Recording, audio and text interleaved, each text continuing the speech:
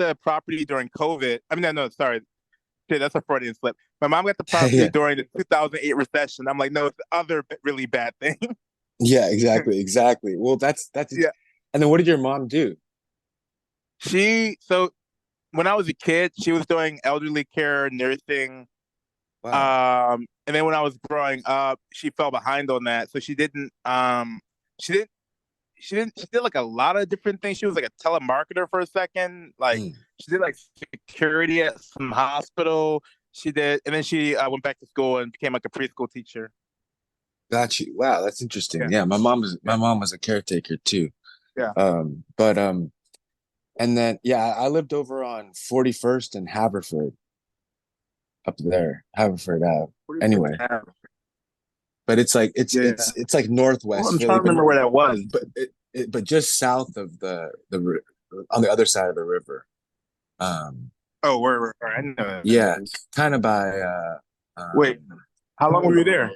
I was there from 2017 through 2019, but I also lived in like West Philly for a second in 2014. Um, Can you hear me? oh, there you are. There you are. Yeah, I just turned the video off. It's No easier. problem. No problem.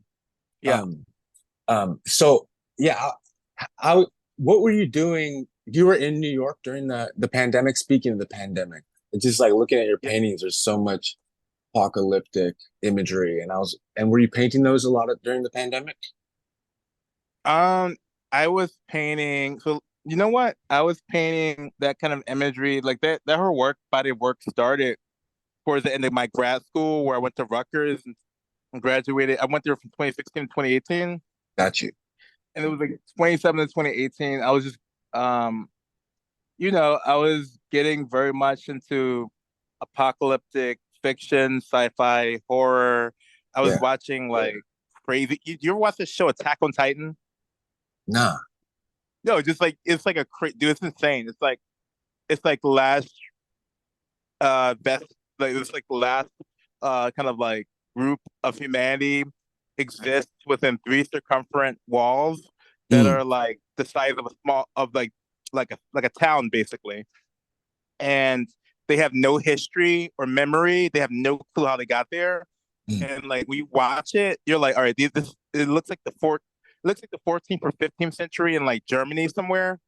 Damn. Like all the characters have names like Reiner, Yeah. or they have names like John. They have or they have names like I'm trying to like one of the main characters' name is Armin.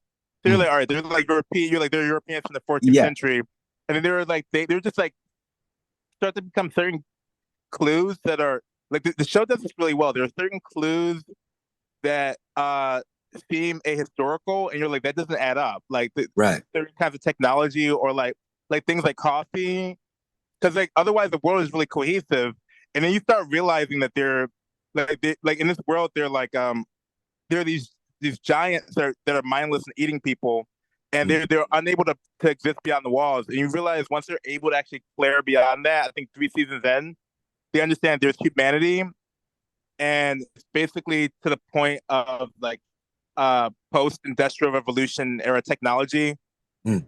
and travel, and you're like, and you start it gets interesting because it's Wow. like these people have been they're basically in like they're basically in like a pariah state that's been isolated from the rest of the world, like North Korea or something, Yeah. and like everybody else is like they're declared enemy, and they have no.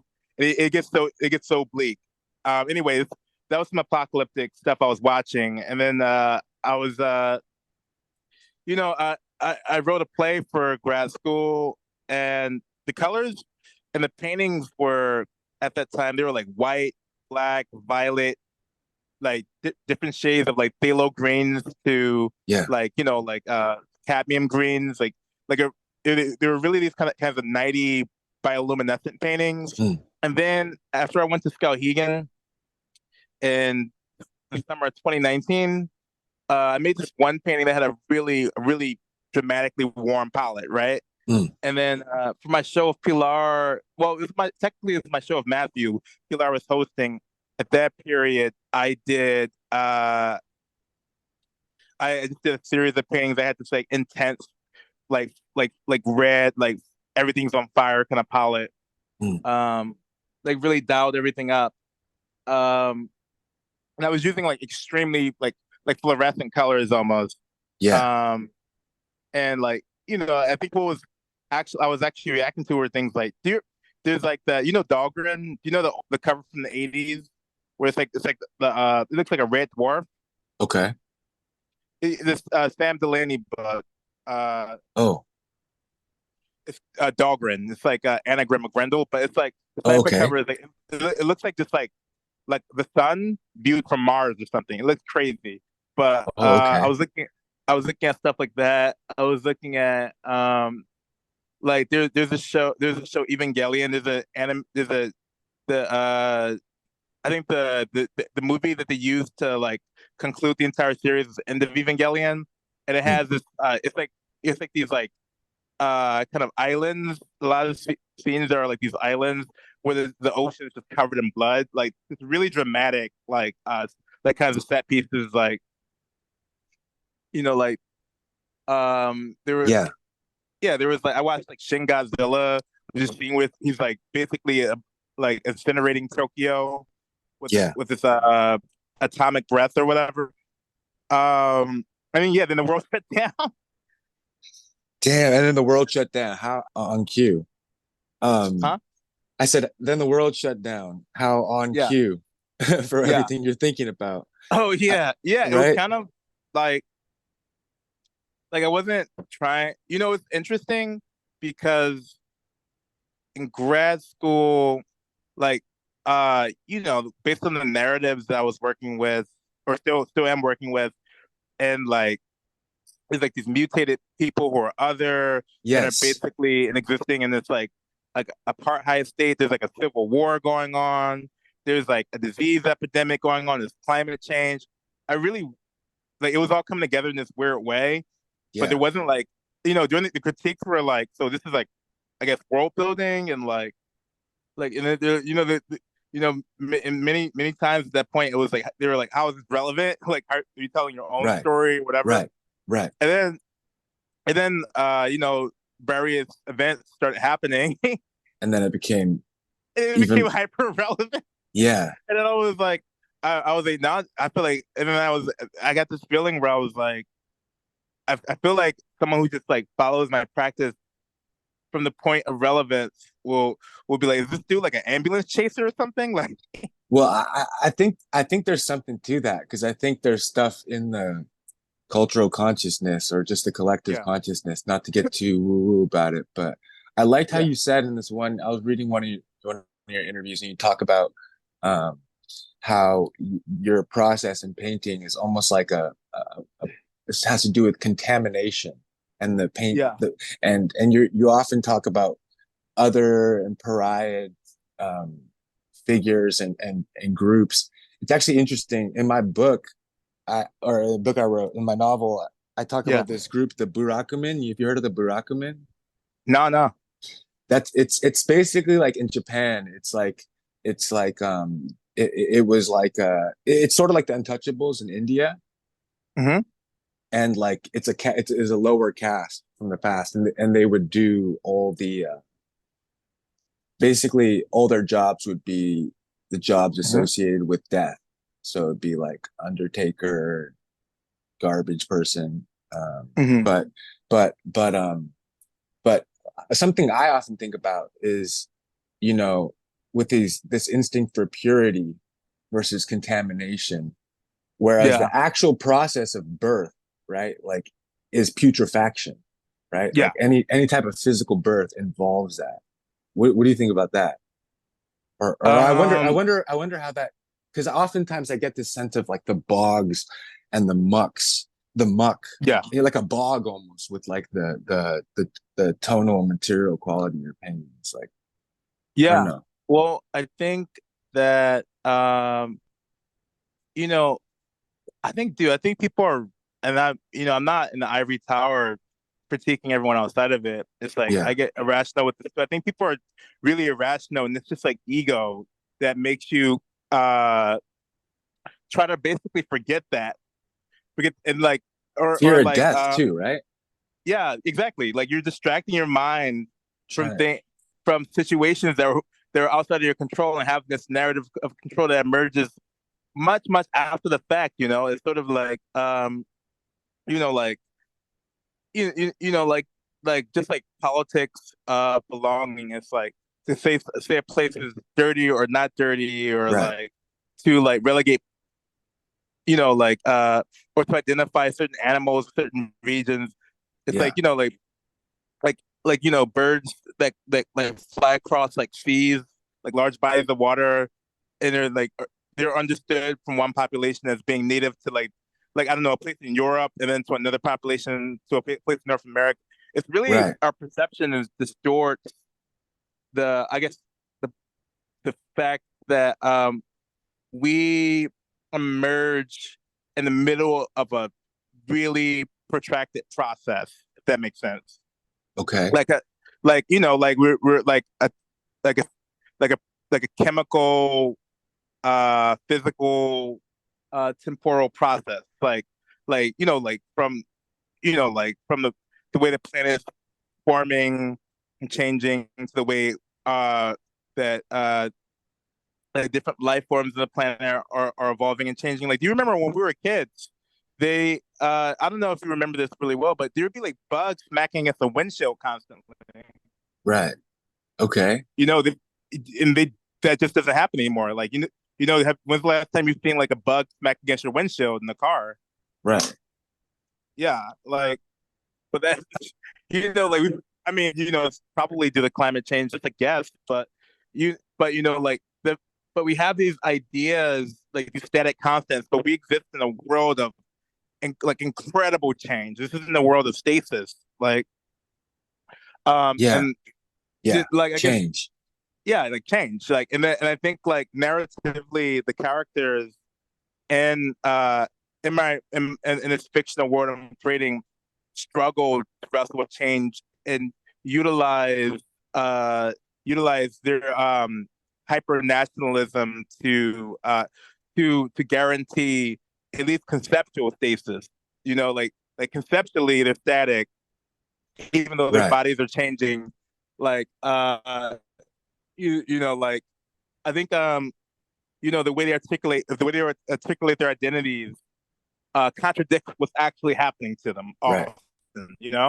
Right. Like, Right. or like there is like, or like the physical places they're in, they're barren, they're like swamps, like they're over it's like Yeah. they're overtaken. They're very much not controlled, especially like the paintings early on. They really lack control. They'd be like stuck in like the wilderness on top of mountains, or Yeah. like drowning on ice floes. um all the Yeah. while they're in their head, like mentally invested in the primacy and longevity of their own culture. Like, I think but it's basically, if you think of on a societal scale what's going on uh with them, it's like basically it's like the disorder of the social scale is also like a disease in some way.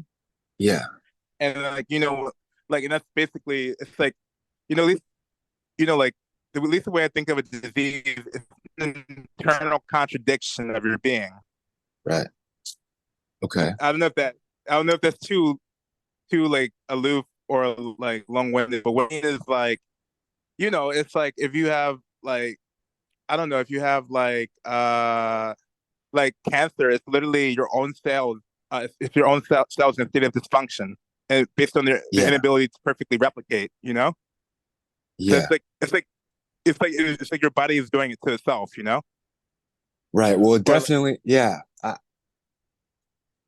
yeah. It definitely is hard to cling to ideas of sanctity and never dying when you are faced with disease. I feel like I focus on disease a lot too in my writing, yeah, and the idea of contamination. I think a lot of from my experience, like I also grew up with my parents took care of like severely handicapped people, so I moved around a lot in different communities, and then like yeah,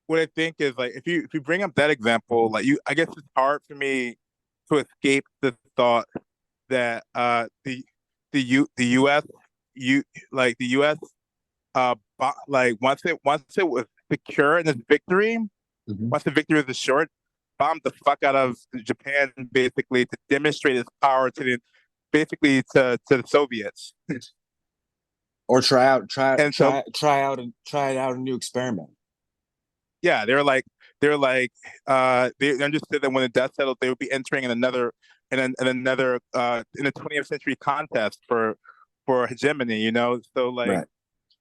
like they were literally they used populations of people and as an example to basically to send a message. Like it had no has it has no like I don't think there's a real strategic function. Like If there was, it and was purely economic. yeah, yeah, and Yeah. I think like if you really think about what the Cold War was, it was two superpowers holding the entire world hostage. Like Yeah. you know, like Yeah. and like obvious. I mean, I think like look, you're gonna have all kinds of people emerge from that. Like it's not that like you know it's a kind of part of the whole relationship. It's not like you know you can originate from horrific things and you know actually become a better person still. Like even if the ingredients are bad. Like I was just listening to this like history of Rome podcast. I've been thinking about that It too start a lot. huh? I've been thinking about the history of Rome too a lot. Go ahead. Yeah, yeah. So it's literally called the History of Rome by Mike Duncan. I highly Uh, recommend it. Yo, I'm dude, this shit's I'm fun. writing it down. Writing it down. Yeah, it's fires. So you know, it starts from this mythological idea of Rome. Okay. And its mythological Rome was you know, mythological Rome was ruled by seven kings. And from the idea of mythological Rome, uh the the Etruscans uh understood their population as as basically being a republic, and it forms into the Roman Republic. You know, like Right. because the initial king was Romulus, and it's unclear what happens to him. The king after Romulus, well, actually with Romulus, you know, they're literally greedy people. They're criminals and slaves. That is the origin of Rome from the horse's mouth. That's not what their enemies say. That's what they say. They're like they're slaves. They're criminals. And they're like corrupt people, and they kidnapped and raped women. That is what they say their origin is. You know, the Right. rape of the Sabine women, Right. and from that period, it's interesting to me because the second king I think is specifically a spiritual leader, like and creates Right. these institutions for the Roman pantheon, and then their king is corrupt. I forget. You know, it gets bad into the seventh one, and then they decide that there should be no king, and Right. there should only be like in the Republic during emergency times. You know, there's a dictator. Right. But like to me, what's interesting to me, the high point is the Roman Republic era of like soldiers because they had such a strict oath and honor code. Yeah. They had such an intense like they're almost like Jedi. They literally like they're stoic when they fought. They phalanx their enemies up to Hannibal the Great Terrible, I believe. But or they you know they literally they're I think they're one of the first people who would just announce that they're going to war for and Yeah. they needed a cause. They needed an honorable cause Yeah. or they would fight for their honor. And then after like I think it was like 3 weeks after that time passed, one guy would walk out with a spear and throw it into the enemy territory, and that was the first attack. And he always Yeah. proceeded this way. Damn. Um, it's crazy. Yeah, it's crazy. Like and what they had was extreme discipline. Like the person next to them would fall down, they would continue to fight. They would be badly defeated. And the Romans would just keep coming back into they never accept defeat. And then you know, I think it's with Caesar, Yeah. he you know he I think he realizes that it's preferable to defeat your enemy defeat your enemy and gain your goal, but don't like annihilate them, right? Yeah. And then and that was the answer towards maintaining diplomatic relations. Um, and then it goes up and then it goes down because they start like all this succession of the Exactly. military using the state as a client, basically. Yeah. Yeah. Um, and their fall is really trash. It's really fucking tragic. I'm towards the end of this podcast. Yeah. I'm listening to the history of Rome and the history of Byzantine kind of at the same time, but Got you. at the very end, it's like they have the Western Empire. I mean, the Eastern Empire becomes the Byzantium. The Right. Western Empire is run by a 7-year-old boy because they cannot bear to have an actual queen, and they banish the regent. Right. There's a civil war going on. Barbarians are using Rome and sacking Rome as a as a threat in order. They just simply want to become part of Rome, but the Romans can't bear the idea of a barbarian king. And you see like the ways that this function starts playing out. You know, Yeah. Yeah. uh, The greedy successors you misuse the throne. yeah, yeah. And it's interesting because what in the podcast what is articulated is that the guy says in retrospect a lot of these things are clear to us, but to these people at the time it was really unclear how things would shake up.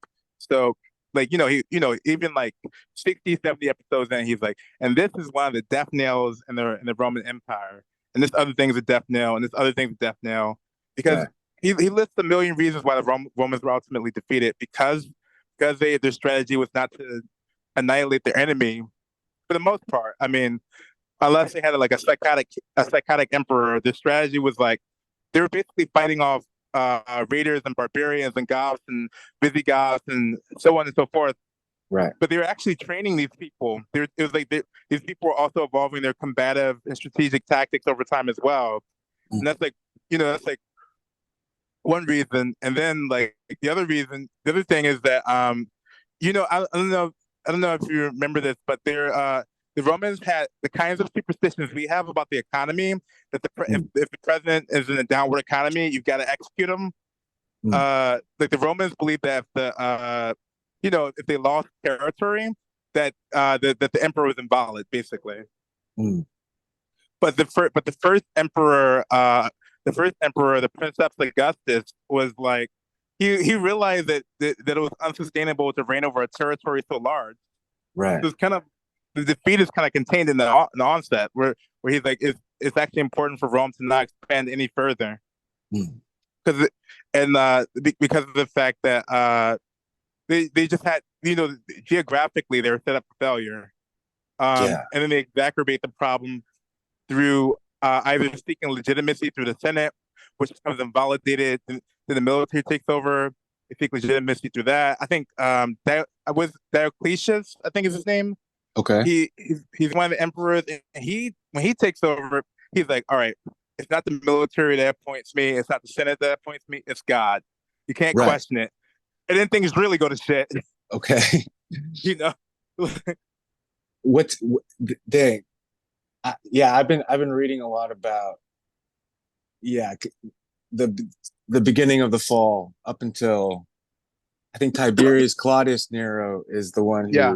who executed Christ. But in that view of it, you? I'm so I don't want to go on a rant Yeah. about my ideas about Rome, but what was your relationship to um religion and the role of mythological stories like your focus on like Medusa. Oh, When did that come so about? all right, let me try to not rant as long as I just did about Rome. No, you But ran as long as you want, bro. Rome podcast is fire though. But like, yo, so Yeah. it's all just like to me, it's sort of like viewing history through materialism. So it's sort of like where a place is geographically Yeah. determines it determines what's materially important, and then often culture emerges from that. And the mythology always is articulated in art. right. Like there's no, it's either visual art or music or poetry. It's always articulated in the arts. It's the way it's archived. Yeah, Um, and then people put it together after the fact with descriptions of these characters and whatnot. And so, like to me, that's just right, a reflection of like like material conditions, so like the hierarchy of what gods are important and why and for what reason. Um, right, right. you know, it's sort of like after the fall of the Second Temple, uh, like the Abrahamic God becomes omniscient because they lose their territory Mm, because there's a Jewish diaspora. There's not like he cannot just be the God of physical Israel. He's got to also exist with these people who have been dispossessed of a territory. right, Like, in the that his that's I think that's the reason why his omniscience is articulated that way. right, Um, so yeah, it's just literally like I just look at mythology as a way to understand why the realities the realities in the story, right, like right, what right. people are trying what people are trying to say, like literally, what's interesting with regard to like mythological Rome is Constantinople was founded in accordance to mythological Rome, where only the criminals and the corrupt politicians and slaves were the only ones who would go there. It was like a even maybe the initial instance is like historically inaccurate of like who was the population there and why, but like the mythology almost causally creates the second founding of the second capital of Rome. Mm. You know, And when it yeah, got moved it's to like the mythology, like Constantinople, people, huh? right? When it got moved to Constantinople, Yeah, yeah, yeah. yeah, yeah, Like, because it's like like, and it's I was listening, and when I was listening to this podcast, incident. It's not clear if it's just incidental or if people intentionally did this. mm, Like if they intentionally tried to emulate their mythological origin in Rome, or if it was just like intuitive, if it was unconscious. But right, like right, the same kinds of people move towards the directions that they directions that they move towards. Like yeah, I get yeah. So it's like in my view, it's sort of like if you were like if you're like a seafaring people, oftentimes like geographically, what usually happens is people's biggest uh people's biggest enemies will be like literally immediately local to them. right, right, It's, like and like there's a strong sense of nationalism that emerged from that. right. Um, like yeah, it's just like I was just looking at it like that like that, and then there's like like the kinds of gods that become important have to do with like the weather or travel. Right, right, right. Yeah, yeah, just Yeah, out of materialism. Yeah. right. But Um. what was your relationship to religion, if at Oh all? yeah, I grew up Christian as a kid. My sister is deeply religious. I think my mom is pragmatic. Uh, you know, as I was 12, Wikipedia became more prominent in my life. Yeah, yeah, You could like easily like look up things you're like, well, that's inconvenient. Like this fact is inconvenient, this other fact is inconvenient.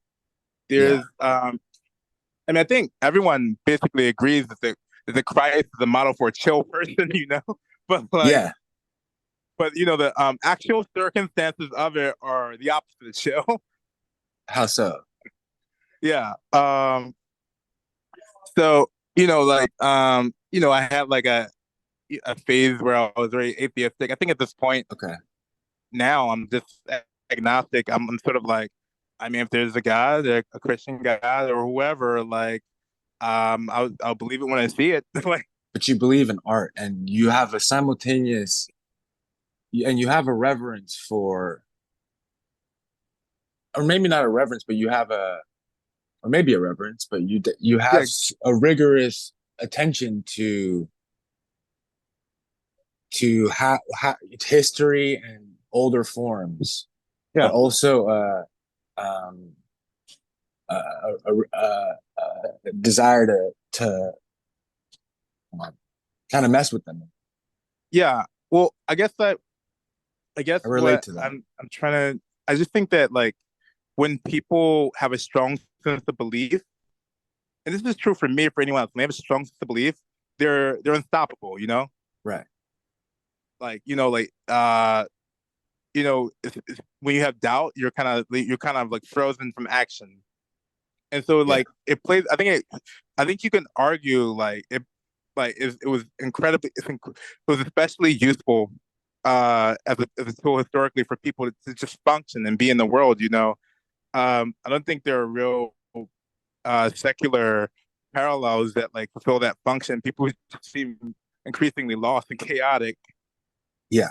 Um, Right. even if there's more like civil freedoms and more more modes of self-expression. Yeah. Uh, but it's just sort of like And you have that belief. You feel like you have a belief in what you're doing. yeah, yeah. I think I have Yeah. that belief, but it's more like it's kind of a displaced belief. It's sort of like, all right, like you're in the room, uh I have the belief.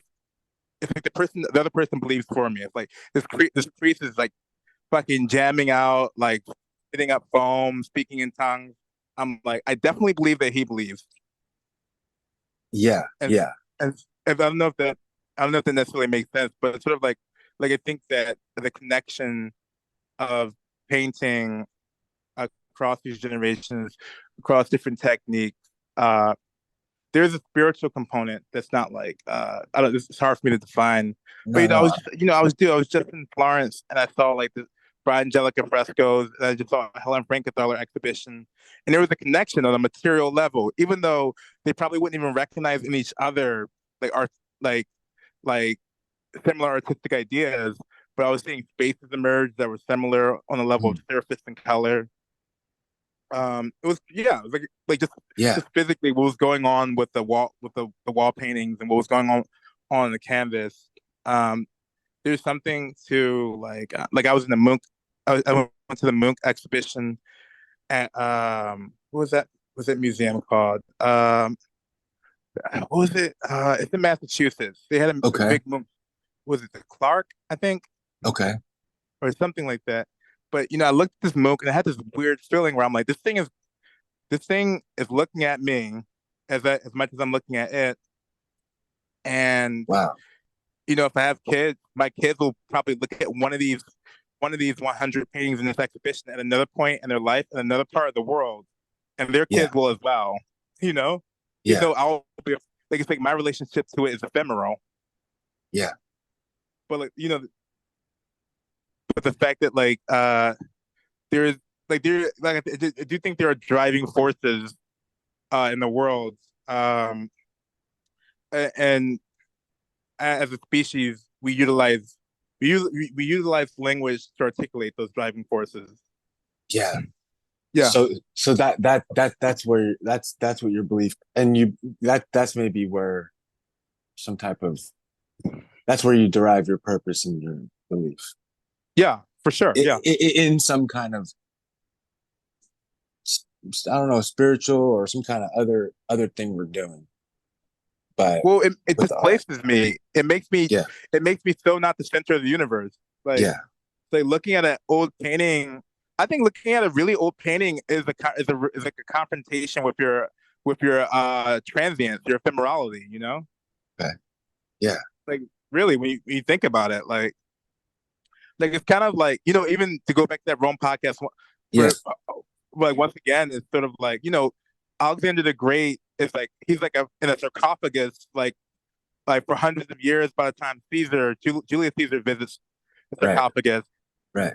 and remarks that he's accomplished nothing at the age of 50 while Alexander the Great conquered the world at like 24 or whatever. Augustus Caesar visits Alexander the Great's sarcophagus.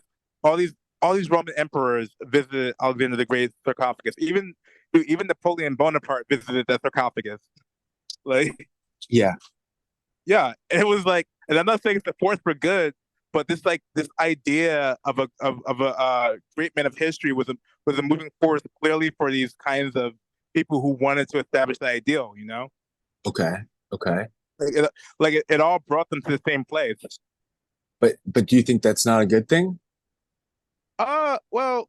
I think it depends on the historical figure. I Right. think if it wasn't for I think before Hitler, I think Napoleon was very definitively at the time considered like the one of the major villains of history. Right. Like at that time, it's sort of like a Trump George Bush situation where this guy comes after, and you look on someone else more kindly. But I think Right. Right. Napoleon. I think and I actually don't I actually Well, can't speak to this too much because I I don't just meant, remember exactly the articulation, but there yeah. the geographical context that Napoleon set up. I read it somewhere. I shouldn't even say, but it was basically saying to the effect that he set the preconditions for World War One. No, no, I wasn't. Yeah, and I wasn't trying to say that whether he was a good character in history or not, Yeah, or maybe that's obvious. yeah, I was more saying the idea of an ideal being established, and then this thing of going back and sort of like respecting that idea. Or I thought it reminded me of what you were saying about Monk's oh yeah, paintings, yeah, yeah, right? So yeah, I was like, that yeah. seems like a good thing, like because there's a or I don't know. I've been thinking a lot about the early mythological stories. And have you ever read that dude Giambattista Vico? No, Have you heard no. of this guy? Okay, he's like Uh-uh. he was this crazy guy from Naples. He influenced like James Joyce and Finnegan's Wake Hmm. and Beckett a lot. But he wrote this whole crazy like history of mythological stories that in his lifetime where he lived in complete obscurity in Naples Yeah, in like the 1700s. But he has this whole history, and it was reminding me of some of the. You had this one interview you're talking about in a lot of the movies you watch, like there's like thunder and lightning or something comes out of the sky, and yeah, he's trying to give an origin of basically any type of higher thing we're striving for. You could say religion or yeah, and how first stories came out of it. And he says, the pagans are they're all weather worship. It's the yeah, thunder and lightning. And then you say, I'm yeah. gonna wait and then maybe the weather will get better. I'll pray to them. Then you have the heroic stories, which is when someone leaves the group and comes back, and that's like Hercules and all these early myths. Yeah. And then you have the more democratic age, and then it goes through the cycles. That's what he's talking about, and he goes into like early Rome and stuff. But looking at your Wait, paintings, wait, wait, wait, wait, wait. go What's the go name of this ahead. guy? This sounds really fascinating. No, he's really fascinating. Yeah, yeah, His name is Giambattista, which is John the Baptist. Gian Battista, which is John the Baptist yeah, yeah. in Italian, and his last name is Vico, Vico, All and right, John and Batista Beak. yeah, and he wrote this long book called The New Science, which sounds, yeah, I guess sounds kind of sus, but it's Yeah, but but he's also, what's interesting for him, and I was reading a lot of Dante too for a thing I was writing, but what yeah. is interesting for him is like all these mythological stories have Medusa, the giants, right? Like Mhm. all these characters that represent and his case is like he's looking at historically. So you have like a group of people doing agriculture, and someone needs to go out into the dark night, right? And like Yeah, and raise the forest, to yeah, start growing plants. But then as it goes on, these mythological stories kind of have to do with, and he says like the first writing was burial, marriage accounts and burial, right? yeah. That makes sense. Before that, everyone, if you died, um, you just became compost. And if you slept with the woman, there was no concept of staying with someone for, you know what I mean? Everyone For how was. long? Sorry, say that again. For what was the time? What's the time scale we're talking about? There's no concept of like being in a relationship with someone. This is the he ties it to the beginning of agriculture, Yeah, right? Because before that, the weather didn't matter either, because you were just going into a cave, yeah, right? So suddenly the seasons matter because you have to get through the winter in one place, you know. yeah. So I mean, and he ties us to like, and he's pretty good about going the Egyptians, the Chaldeans, all the different cultures' stories, and Hmm. but I was thinking about this concept of like the giants or because yeah, in your paintings and this idea of voyaging into the unknown and then but I think of it in ourselves, like the parts in ourselves that don't want to, you know, conquering the giants in ourselves is the person, the part of us that doesn't want to act in a way besides the immediate impulses, Yeah. but but Well, it's it's like interesting. the super ego talking, like banishing the id. Right. Yeah. The super ego banishing the id. But Yeah. then sometimes when you read him, it can be kind of he can be saying it can be kind of because the different places have their history. But then is there a use for the the the the Western ideals of it's whether they're inherently bad or whether there's something um striving for Oh, I a think it's just greater like a tool. humanity. Yeah. I think it's just like a tool, man. I think it's sort of like, it just depends on the intention of the person using it. Although, no, that might not be correct too, because, something I did notice, like just straight up binging Yeah. 300 episodes in the history of Rome, I can't it was believe as that. though huh? No, that's great. That's fire. Yeah, it was, dude. I was, last month I just listened to all of it, but like something I noticed was just like it was almost as though the ruling class, like what is it? It's like the plebeians and there's another class because of the patriarchs, or was it Yeah. The patricians? The patricians. patricians. Yeah. Yeah, it was almost as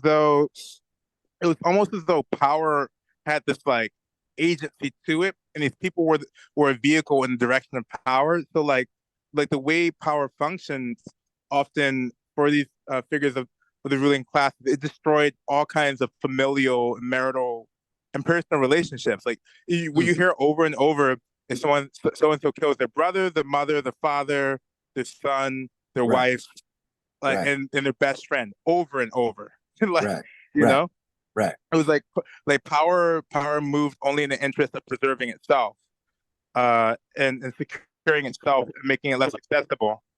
It makes it's like power was not in the interest of our species. It looked like, although or like I guess not, or no, that's not like that's a bit too broad. I guess it was like power is not in the interest of this individual who has dreams about the good life. I guess like the emperor, like Right. who's like, Han, do I pluck my son's eyes out and then send my wife to some strange island where she'll be fed poison slowly? It's just like horrific shit like that over and over. Right. And But I like think that and yeah. Go ahead. Sorry, my bad. yeah, and that's just and then that's just and then it's like it's like it's like the population it's like these people in the ruling class were the consequence of power's inertia.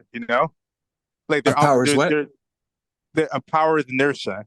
Mm, Like yeah. these people were the like their relationship to each other was just a consequence of where power was where power was like this force that was just making everyone move around it in a certain way. Mm, Like uh yeah. and like in many ways it seemed like they had very limited agency a lot of times. It was a quite literal, like it's like to inhabit these guys' thoughts is like the most paranoid shit ever. It's like Right. it's like being like what's the guy's name? Leader of Cuba. I'm spacing. Oh, Castro. Yeah, it's like being Castro 24/7. It was it seemed like the thought process of these guys. They were like you You're had like talking emperors. You right. had these Emperor emperors stories. drinking poison who didn't Right. want to be around their family or their wives, Right. kidnapped their family or their wives, and kept them really, really close, like chained up, like in a place, Right. chopped their noses off, like just insane shit. But I Um, think yeah. but I don't think there's. I mean, uh, you could probably say that it was like a negotiation that preserved structure, but Right. but the scale of that suffering is intense. Yeah. Yeah. Yeah, I mean, I think the idea with a lot of those early stories is, like if you read like Ovid or something, like yeah, the gods are, it's always like Zeus trying to get some like, sleep with some Yeah. anyone he wants, and then like Yeah.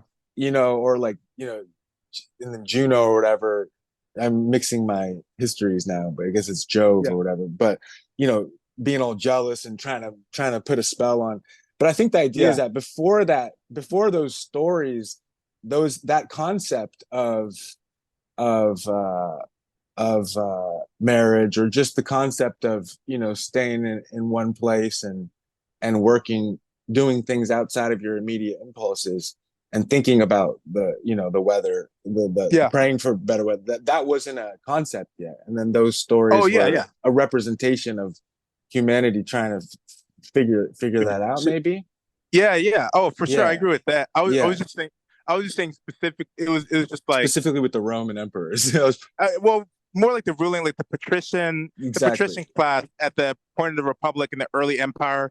Like their social outcomes, like the social outcomes, the level of betrayal was just a consequence of power's movement. Right, right, right, right, Yeah, right, that's all. That's all I right. was saying. Like, Yeah. but like, yeah, yeah, for sure. Like, it's like I like to always, not always, but like I do like to think sometimes that you've got to view uh you've got to view ideas historically. Like, you've got to view history historically, if that makes Yeah. sense.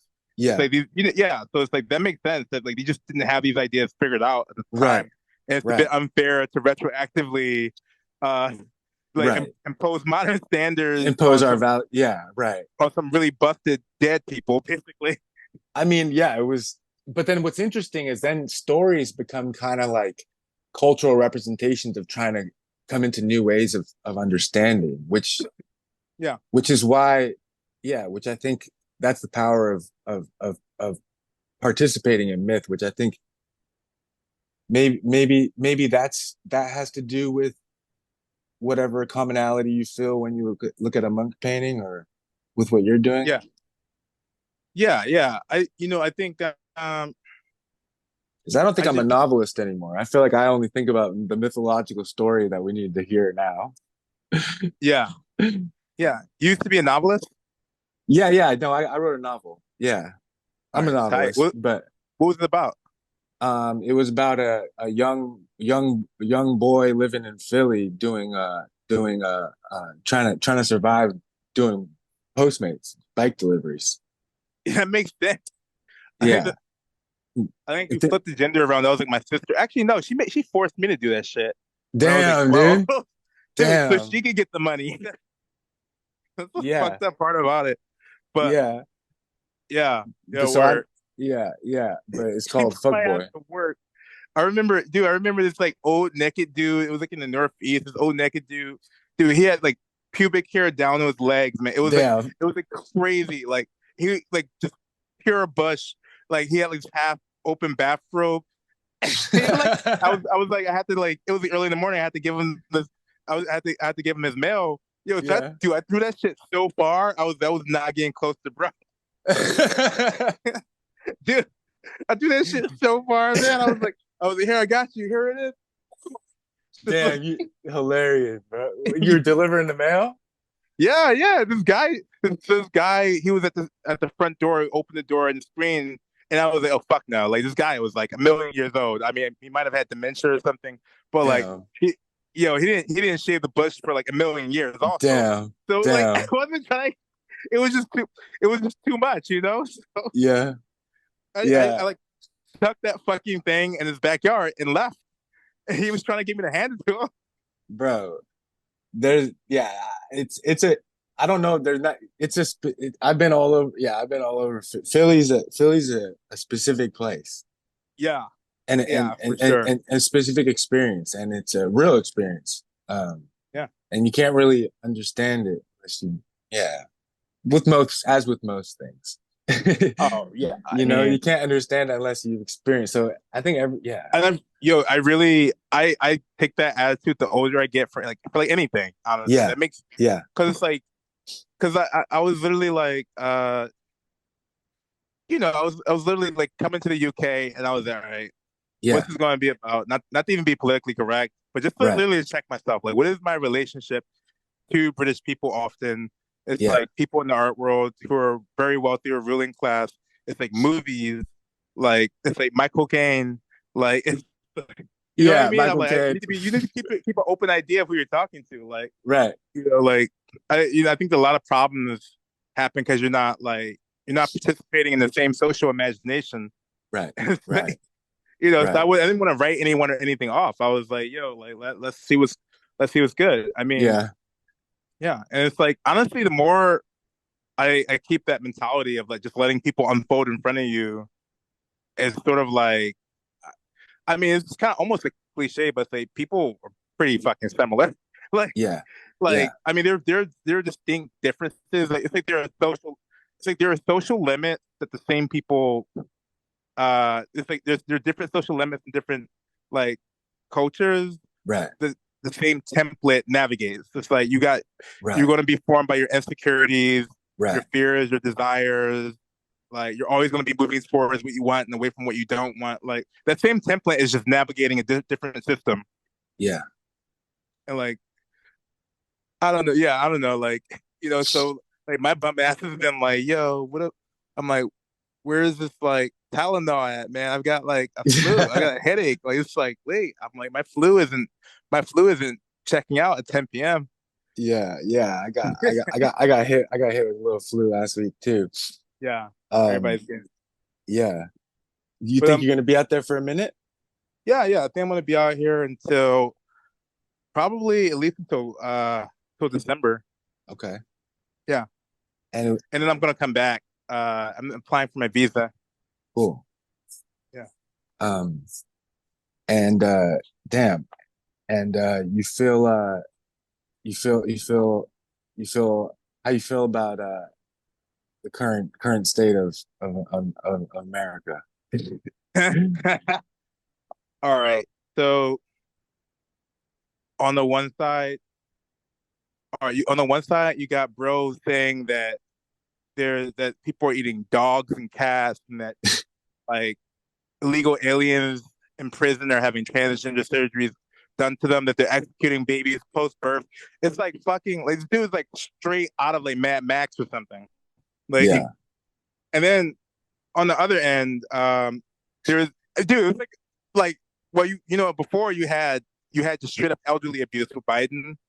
yeah, Like not even like there was a level. There's a point where like I wasn't the biggest fan of Biden, wasn't the biggest hater. I feel like yeah, he seems like a pretty normal guy, to be honest. He's like a yeah, president. He seemed kind of like sad. He was just like, man, this shit sucks. It's all falling apart while I'm yeah, getting old. Like he seemed genuinely like he had some remorse about the situation. He's like way too old, but guy yeah, just it was, like whatever disagreement I had with him about whatever he was doing, I was just like, get that guy off the stage and like put him in the bed, man. It was like scary, you know? yeah, And then like it felt like there was like a coup that was going on. yeah, I feel like there was like a coup that was going on, like there are like a quite literal political coup, and they just replaced it with Kamala, and we all just said that's chill. right, right. Like I think like if you divorce yourself from the moment, like if you have some like historians, like alien historians, they would be like, this is a coup. like Yeah, like yeah, yeah. You talking about what you talk? Yeah, I'm talking about with Kamala yeah, with Harris. Kamala getting put in that position. I got you. Huh? Yeah, Yeah. yeah.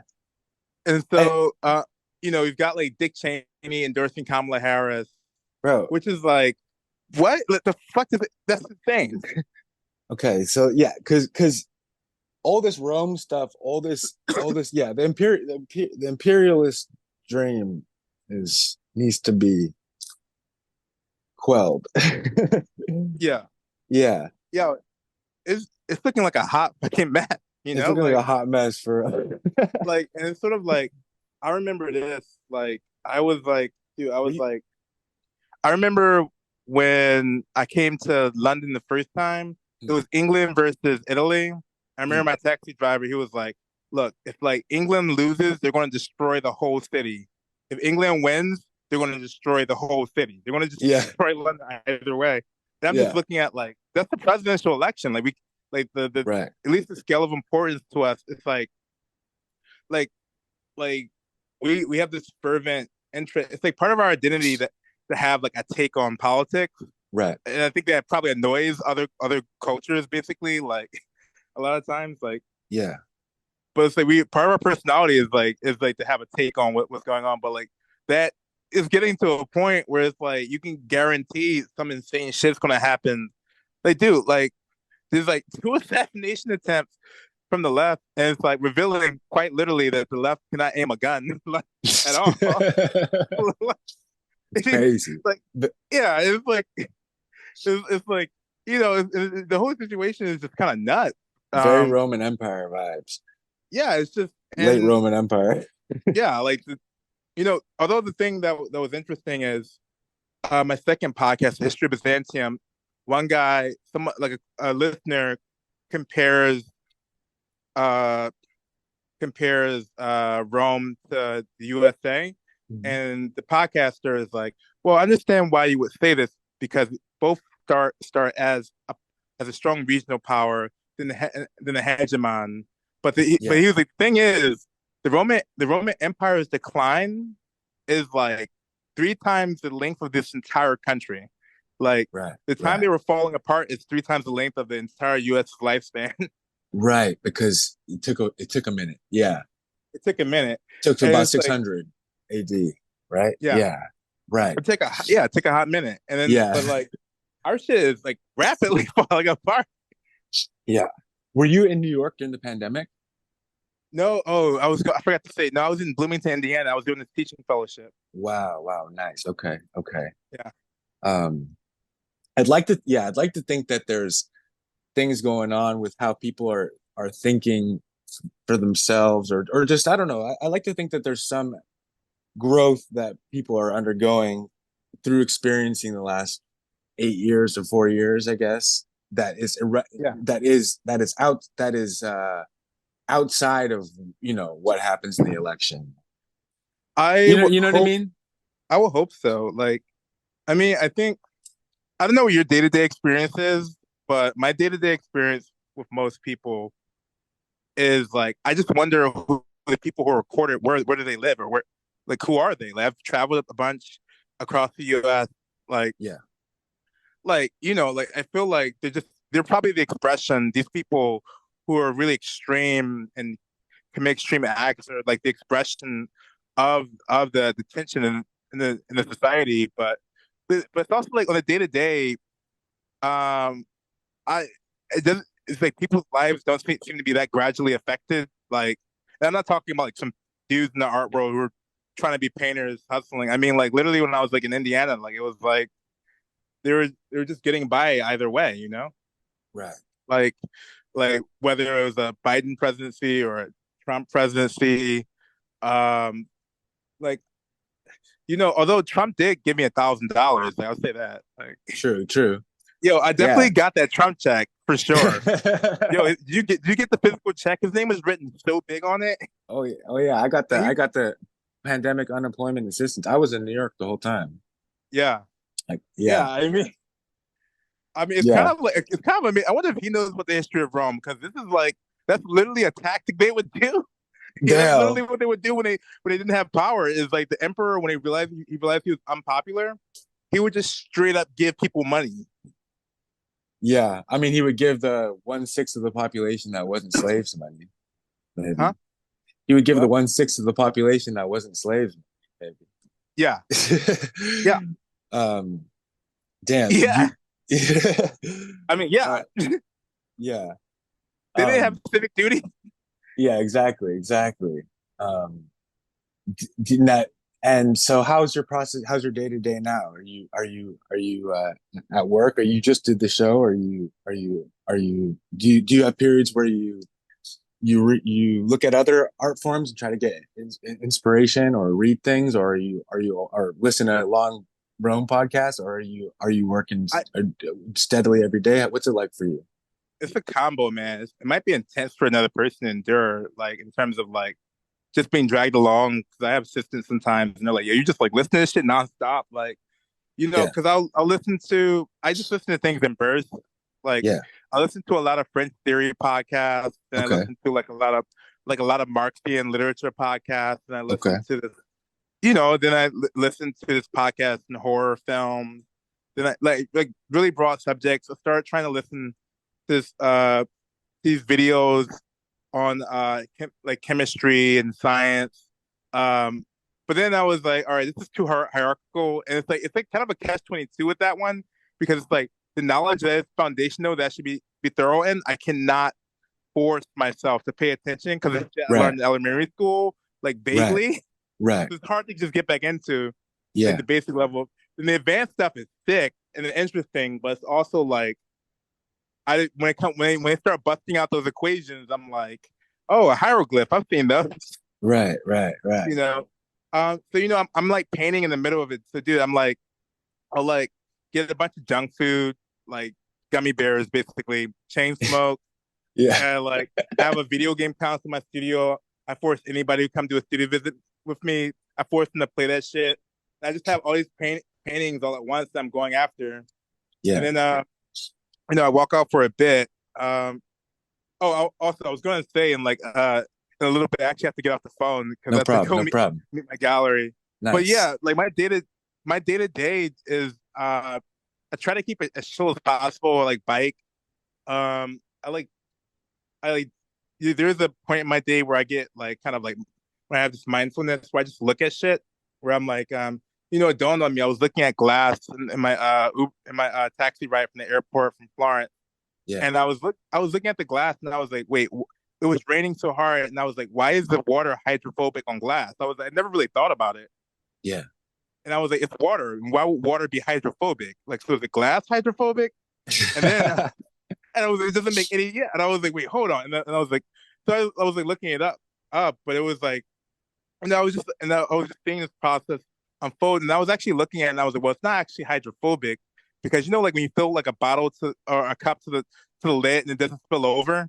Yeah. I was like, there's still surface tension. Right. Science videos help me out. I'm looking at it, and I'm just like, okay, there must be something else that's happening that's making it look making it resemble like a hydrophobic interaction. Mm. So then I looked that up, and I'm like, oh, it's actually correct. Like it's like it's the glass not it's the issue with the glass not physically adhering to the water, but cohering to the water. And then Mm. I was like, oh, that's fascinating.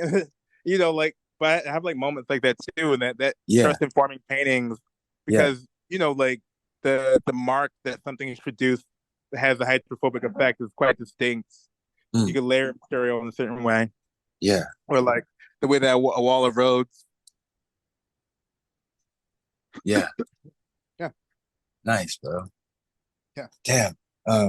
Well, yeah, I appreciate you taking the time to talk if you gotta go. yeah, yeah. Same. Yeah. Sorry, I gotta cut Um, it, but I mean, no, no, no, it's good. Yeah. I'm gonna write something up and then yeah, would you I was thinking maybe if I would you care if I use the this conversation for a podcast I do or no? yeah, sure, totally. Cool, cool. Oh wait, last thing if I gotta say, you did the ugly painting thing with Dean Oh Kissick? yeah, yeah, yeah. But yeah. He curated the Ugly Painting Show last year. He actually introduced me to this guy who wrote this magazine, who publishes this magazine, Heavy Traffic, Yeah, Paxton yeah, McGraw. Yeah. yeah, yeah. I published in the last story in the last issue. Oh, tight. Yeah. Yeah, yeah. Did you do writing stuff too or no? Do I what? Do writing stuff or no? Oh yeah. Oh yeah, yeah. I wrote a 3 act play. Okay, I I need mean, to. it's mainly through. I published the first act of my play in that thing, Heavy Traffic, and You then did. mainly, Wait, yeah, we're in the yeah. same one, bro. We're in the same one. That's how I knew your name. I'm Wait, tripping. we're the same one. We're in the same That's funny. issue. Because I was like, where have I seen your name? I'm pretty sure, Yeah, bro. Cool. I'm gonna go look at that then. Also, and yeah. I'll maybe write something about that. Wait, I'm gonna Um, look at mine in too. cool. But yeah, Uh, yeah, yeah. Dean's cool though. yeah, and that was kind of just doing the ugly. It's kind of self-explanatory. Ugly painting show. Well, the thing that I found kind of interesting was it was kind of like backfired in a hilarious way Mm. because it's like you say it's the Ugly Painting Show. I wrote up to Rita Ackerman. She's like, "Oh, I think your painting is beautiful. Is it Yeah, appropriate?" And I yeah. was like, "Oh, I thought this shit was ugly. You think it's beautiful?" She's like, "Yeah, I don't think you can make an ugly painting." And then Damn. and I was like, "Actually, this is really subjective. Actually, when you like." Yeah. Yeah, like it's not like because like bad painting is about like rules, right? Right. Right. Right. It's about like breaking rules. But ugly painting is like, it's sort of like you think if one painting is down bad, somebody else thinks this shit is Right. fire, you know? Right. Right. Right. Damn, So that's sick. That's fire. Yeah, that's everything right there, right? yeah, yeah, I think Damn. so. Hell yeah. All right, bro. I'll appreciate you taking the time, and I'm gonna write some some good, and Yeah, yeah. Well, I can't um, wait, man. cool, And bro. wait, can you send me a link to your book? Yeah, I'll send Curious you a link to now. my book. Like Yeah, really I book. should. Yeah, yeah. I want to, Yeah, because it's not just podcast. I read shit out here. I kind of keep a low profile in London. I was like just hanging out way too much in like New York. yeah, I guess yeah. I had to calm it down. I gotta get out. Yeah, if you send me, Yeah. I can even if you don't want to, if you want, I could even mail you one if you want. Oh, sick. All right. Yeah, I'll give you the Yeah, Addy. yeah. Give Yeah, me the Addy. All right, for bro. sure. Good, really All good right. talking, man. I'm stoked we did it. Yeah, you too. Yeah, same. I can't wait to read it. Awesome, bro. Have a good one. You too.